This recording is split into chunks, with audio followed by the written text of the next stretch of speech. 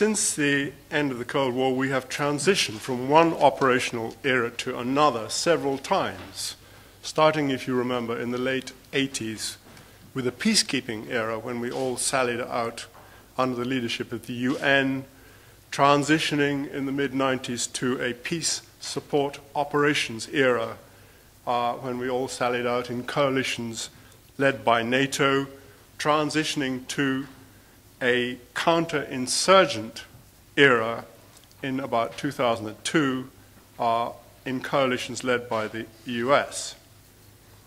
So the question seems to be, are we here today because we merely anticipate another change of operational tempo which needs a few departmental name changes and a bit of operational tinkering about?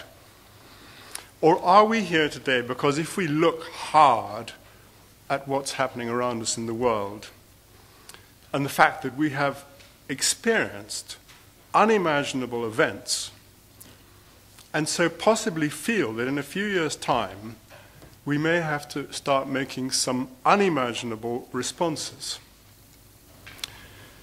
If you study Alex's excellent manual, Countering Insurgency, each chapter, each of those 10 principles on the inside page resonates with the past, with a very long continuity of expeditionary warfare which stretches right back to the 1890s.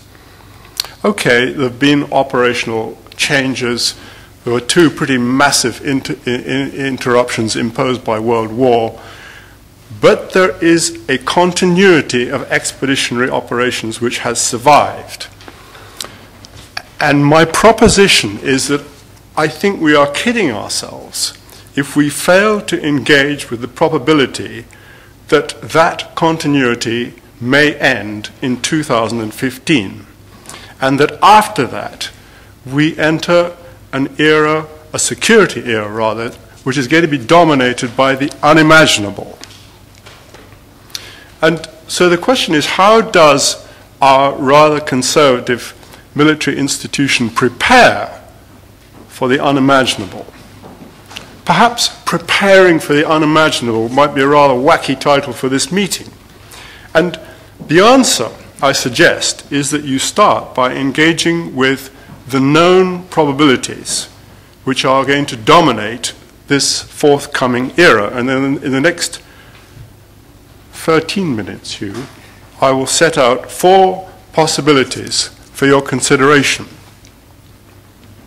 The first probability is that the expeditionary era, as we know it, will end. The second possibility is to understand why we might have to become more involved in securing our own populations in the Western European region. The third probability is that we need to catch up pretty seriously doctrinally with the ongoing evolution of insurgency. And the fourth probability, or the fourth suggestion rather, is that we may well have to make some pretty unimaginable responses, which the UK forces will have to make if they're going to be relevant to the next era, which James also hinted at. Okay, the first probability is that the expeditionary era is scheduled to end. There are several developments which you have to deal with and overcome if you seriously think that the expeditionary era of British military history is destined to continue after 2015. The first of which, obviously, is their cost, particularly their hidden cost, the long-term cost, which will continue long after that expedition has ended. And this week you have to set those costs against the Tuesday's autumn statement, which spells out pretty unequivocally that we are in an era of declining growth, rising UK borrowing, and we have years of recession ahead of us. The second reason under this heading is that the UK public do not like expeditionary operations. They still love our armed forces, yes, but not the campaigns overseas. And 2003, if you remember, saw the largest public demonstration in London since the end of World War II, and that was against the deployment to Iraq. Wooten Bassett is implicitly a rejection of the expeditionary policy. It's not a celebration of war. The government statistics poll in 2011 found that 57% of the British want the UK forces out of Afghanistan now. The third reason is that there is no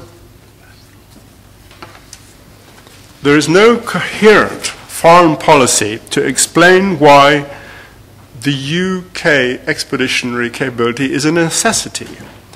The 2010 Parliamentary Defence Committee, in their fourth report, found that MPs had failed to explain to their constituencies how a UK expedition in Afghanistan makes the streets in their hometown any safer.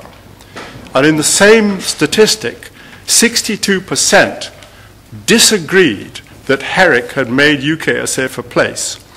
And politicians who, in urban constituencies who supported the deployment to Iraq found that when they returned to their constituencies, they were pretty roundly abused by their constituents, and in some cases had to fight against their deselection. So, unless there is a new, coherent foreign policy which explains an imperative need for an expeditionary force capability, unless UK's fiscal problems are solved, unless you manage to shift public opinion by 10%, what makes us think that we will have an effective expeditionary capability after 2015? Okay, the second probability, which may dominate the next security era, is that the UK's population may become less cohesive and more vulnerable to disturbance.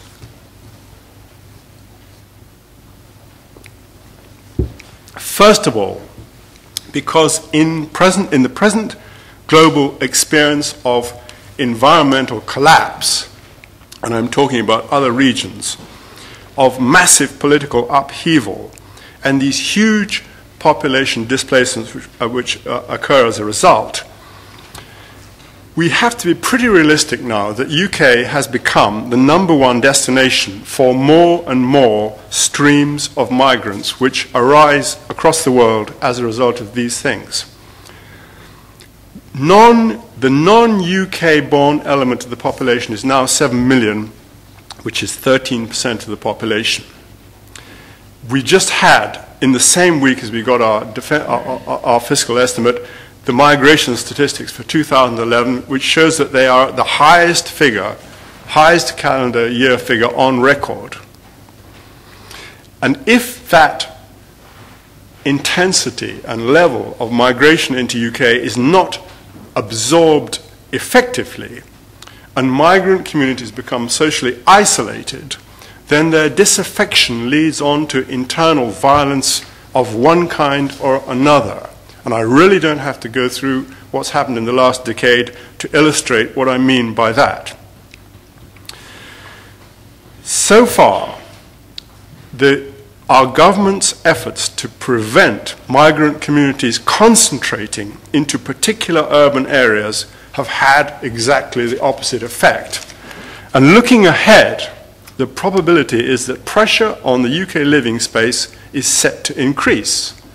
The Arab Spring has displaced about 1.5 million young people along the north coast of Africa and the Eastern Mediterranean, and the leading edge of that population is already heading in the direction of Europe. And on the other side, Europe does not seem to have secure borders or an effective or determined border securing capability. So, weakened by our own economic decline, without a European consensus to deny entry to further waves of migrants, there is a probability that Europe may drift into an era which is dominated by its own domestic pressures.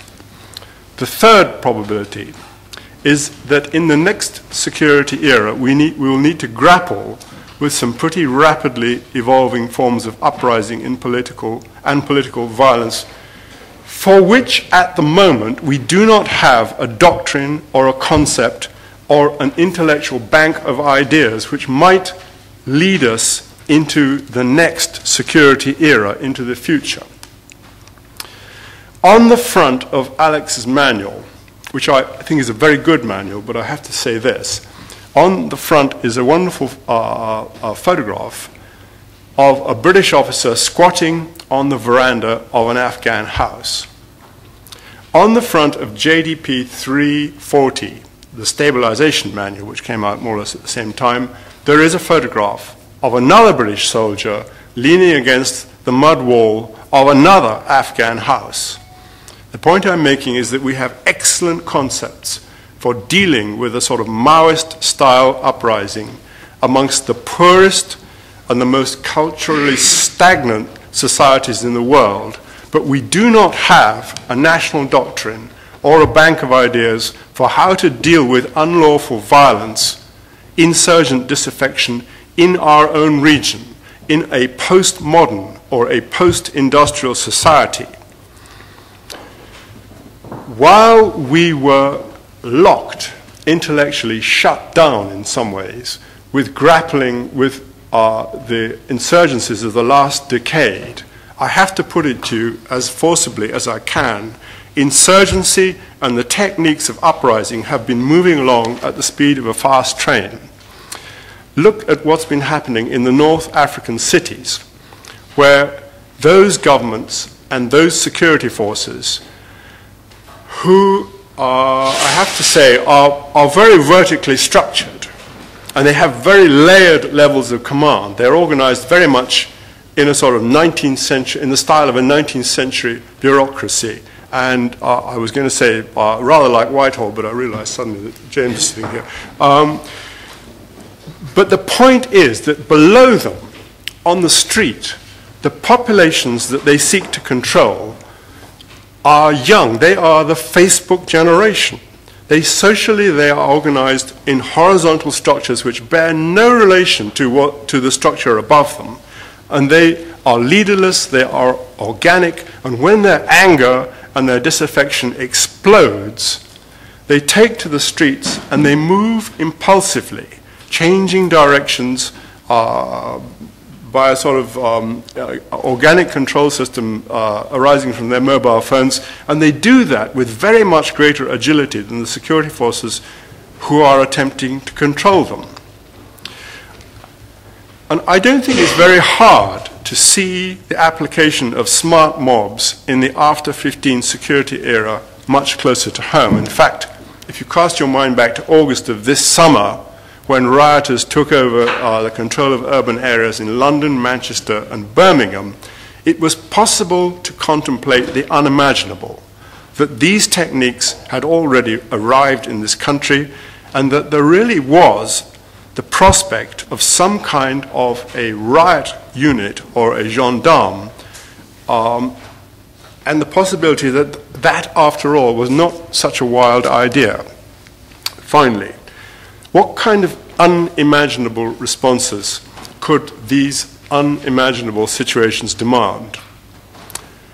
Faced with the effects of the next security era of continuing pressure on our urban living standards in Europe, of rising immigration into Europe, of the